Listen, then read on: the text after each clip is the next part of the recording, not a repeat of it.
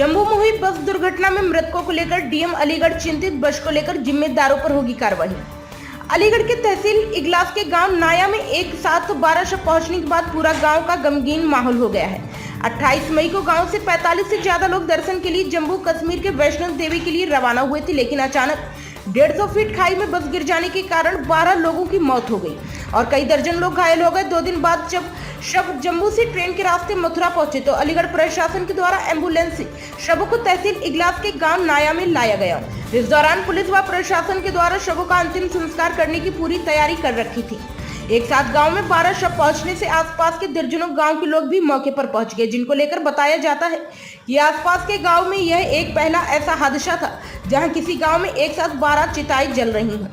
मृतकों में कई के पूरे परिवार खत्म हो गए तो वहीं कई लोग अपने ही सामने नहीं बचा पाए। सबसे ज्यादा श्रद्धालु इसी नाया गांव के ही थे। 45 से ज्यादा श्रद्धालु नाया गांव से बस में सवार हुए थे। कुछ रिश्तेदार अन्य गांव के थे, लेकिन वे भी नाया गांव में लाने के बाद एक साथ सवार हुए थे।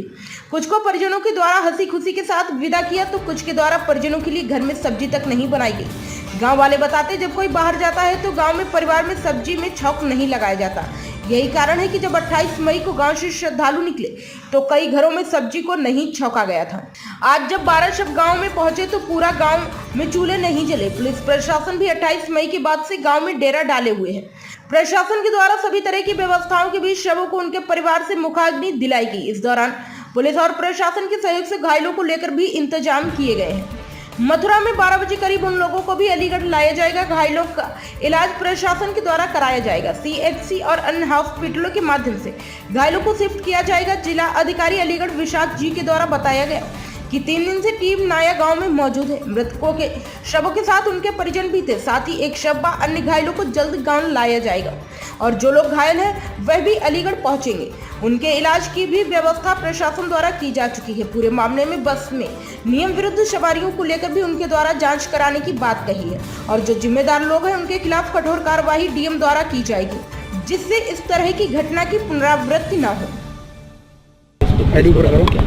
देखिए, जो बहुत दुखद घटना हुई है और जिसमें अलीगढ़ जनपद के इगलास तहसील के नाया गांव के टोटल 12 लोगों की डेथ हुई है और जो घायल लोग हैं और जो मृतक हैं उनकी डेड बॉडीज़ ट्रेन के माध्यम से हम लोग वापस लाया गया है। जो पहला ट्रेन है अंडमान एक्सप्रेस के माध्यम से आज शाम को 5:30 बजे मथुरा जंक्शन में 11 डेड बॉडीज़ और 11 लोग पहुंच गए थे।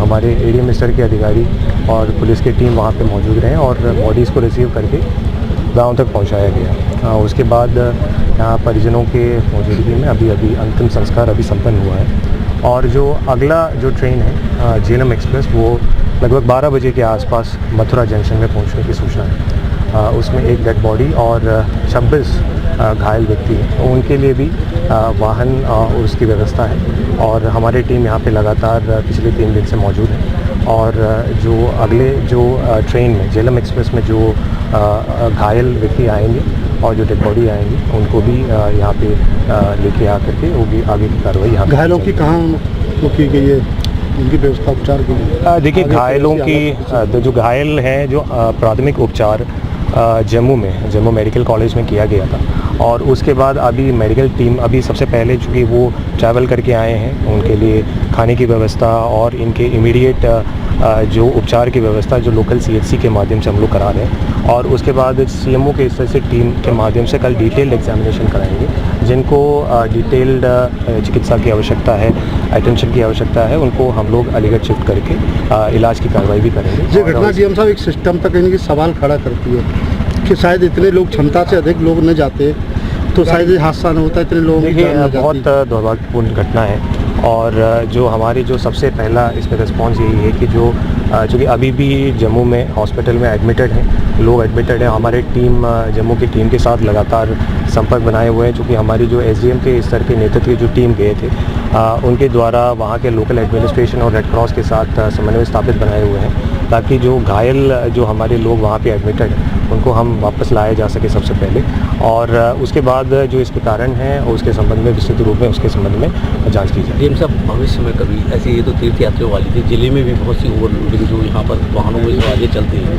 इस घटना से सबक लेकर ऐसे लोगों देखिए, निश्चित रूप में एक बहुत दुखद घटना है और इससे हम लोग को और सतर्क रहने की और इससे इस प्रकार की घटनाओं की पुनरावृत्ति ना हो, इसके लिए सुनिश्चित करने की आवश्यकता है। और निश्चित रूप में इसमें हम लोग जिला प्रशासन और पुलिस प्रशासन मिल करके इसमें प्रभावी कार्रवाई सुनिश्चित करें।